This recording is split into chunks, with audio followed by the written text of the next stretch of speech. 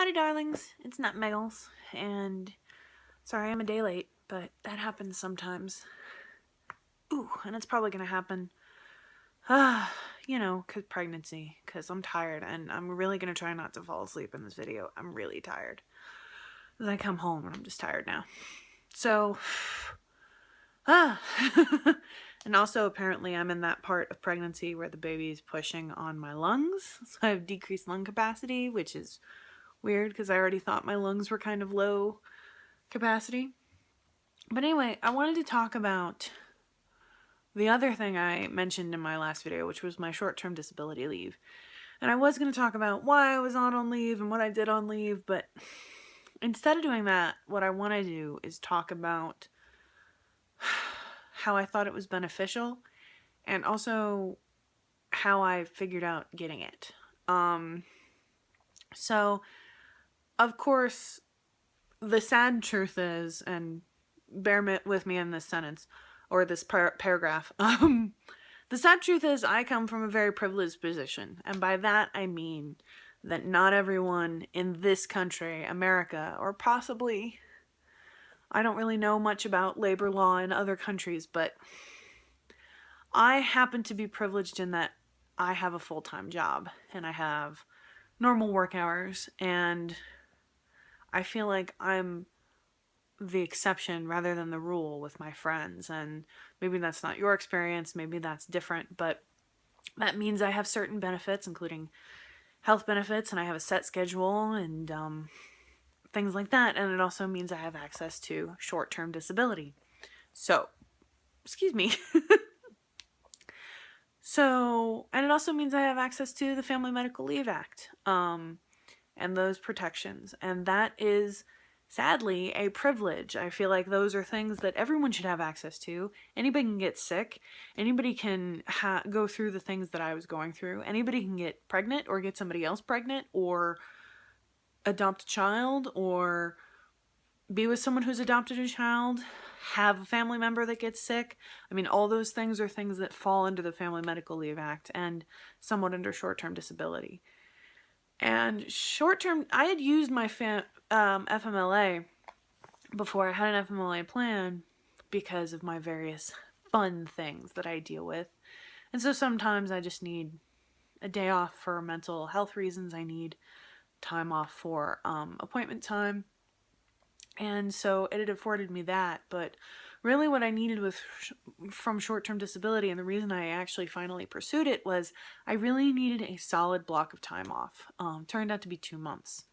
And it sounds like a lot, but actually, it feels like in the scheme of things, it's not that much. And I wanted to talk about this particular angle because I read there's one of those millennials articles and things that millennials are ruining for other people this week are vacations. Millennials, people my age and a little younger, are not taking vacations. They're not using PTO when they have it because they feel like it makes them look lazy, and it feels like it makes them look bad to their bosses. They want to give 110% and they don't want to look like they're taking more than they deserve. But here's the thing. You should take vacations. I know it's hard. I know you feel bad and you feel like you need to not let your team down or not let your boss down. I know the generational anxieties that my generation has around work. A lot of us came of age during the Great Recession and got out of college around then, and that is terrifying. But those things are beneficial to you, and I took probably too long to get my short-term disability because I was scared to leave my work for, I thought maybe I needed 2 weeks, 3 weeks. I turned out I needed 2 months to get myself together, and it was greatly beneficial to me. And so I really want to encourage anyone who has an HR department, anybody who has a job that is full-time where you have benefits and you have chronic problems, obviously physical or mental. That was the other thing, because my things are mostly mental. I mean, obviously they affect my physical, but those of us with mental illness often feel like we are less than and often treated by society like we are less than. And so I was afraid that, I have enough in my life plan for this stuff. Am I going to go on short-term disability? Isn't that only for people who get hurt at work? Isn't that only for, physical injuries, things like that? And it's not.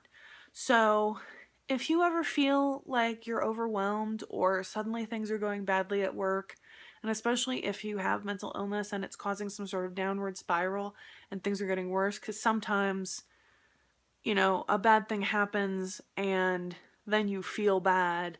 So instead of being able to fix it, it just gets worse and worse and worse. And then you get in more and more and more trouble. And it's just a never-ending spiral of bad, which is kind of what happened to me. I really encourage you to use those resources. Again, it's unfortunate that not all of us have access to those resources. It's unfortunate that that's a privilege, not a right in our society. But that's just what I wanted to talk about from my perspective. It really helped me. And the only regret I have is not doing it sooner. I wish I had done it sooner. I mean, my doctors were all proud of me for coming in when I did, but anyway, my video is like 6.5 minutes long now, so that's just what I wanted to talk about. Again, sorry I didn't put up yesterday. I will be back on Friday, and I'm going to be talking about pregnancy, and I'm going to be talking about personal pregnancy, because that's just what's going to happen for a little while. DFTBA, love and hugs. Oh, and if you're in the Indianapolis area, stay safe. I hope you're all good. I think it's Kokomo in Indianapolis. There was a tornado. And happy birthday, John Green. DFTBA.